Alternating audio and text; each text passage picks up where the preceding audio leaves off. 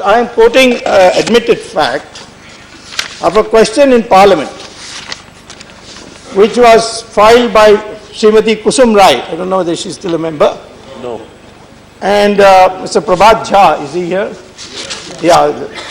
So they filed the question as unstarred question number 654, answered on 11/12/2013 by the honorable member here, a former defense minister.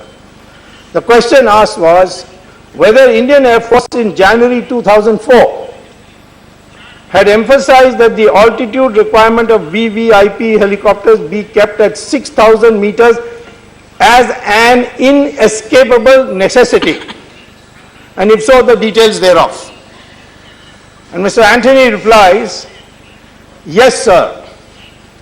However, in the contract signed with Augusta Westland on February 8, 2010 for procurement of 12 VVIP helicopters, the technical requirements specified in the request for proposal that was issued on 27th September 2006 were formulated after detailed discussion amongst all stakeholders and per stipulated guidelines.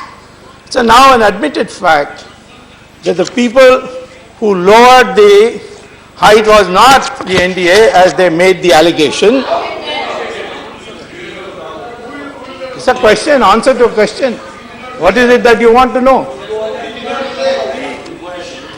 2004, the Air Force has taken a stand. It is an inescapable necessity.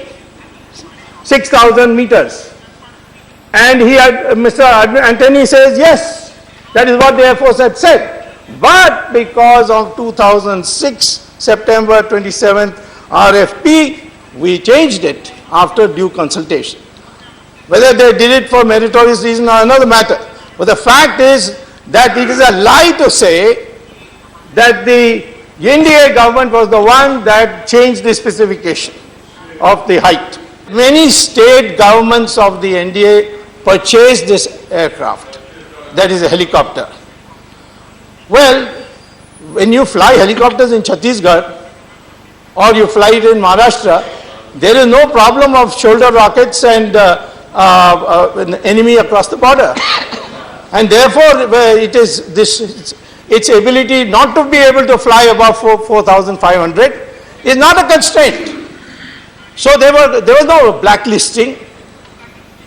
The blacklisting is now being initiated, and you have a motion for breach of privilege of the leader of the opposition, who claimed that his government had blacklisted and we had withdrawn it, is absolutely untrue. The international norm for cabin height is 1.45 meters.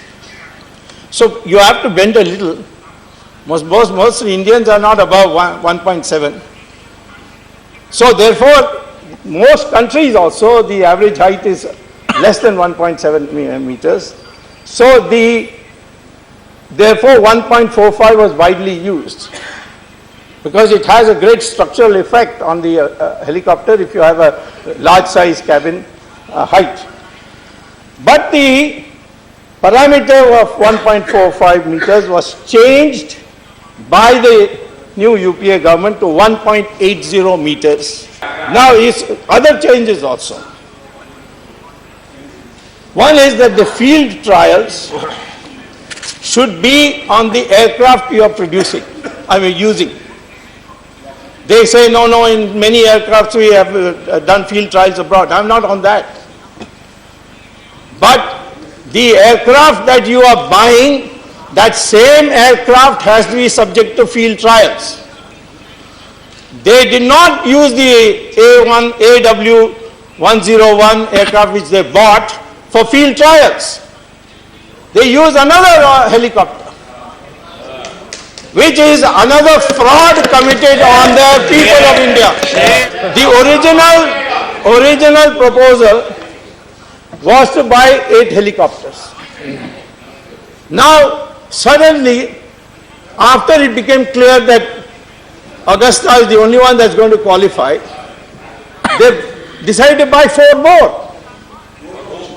And the CIG says already the present 8 which was being used, at MI8 or whatever, which was bought in 1988, was hardly utilized. In fact, the average utilization was 29% only. What was the need for this additional 4? Now, when price negotiation started, there is what is called as a benchmark estimate. Usually you ask the Air Force to give you a benchmark estimate. And the Air Force in January 2006 quoted the benchmark for this whole deal as 793 crores. That's the estimated cost, and then you could add plus minus a few things for other service charges. And this was approved by Mr. Antony as Minister of Defense. But on September 2008, the committee which was called the Contract Negotiation Committee arbitrarily fixed, rejecting the 793 number, and fixed 4877.5 crores as the deal, which is 6 times more than what the Air Force decided. Shame! And this is there in the CAG report. This is an admitted fact.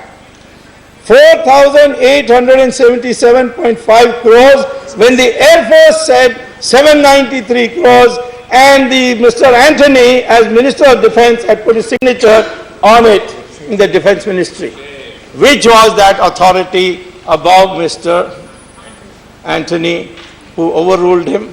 The Deputy Chairman, it is very well known that corruption has taken place in this matter.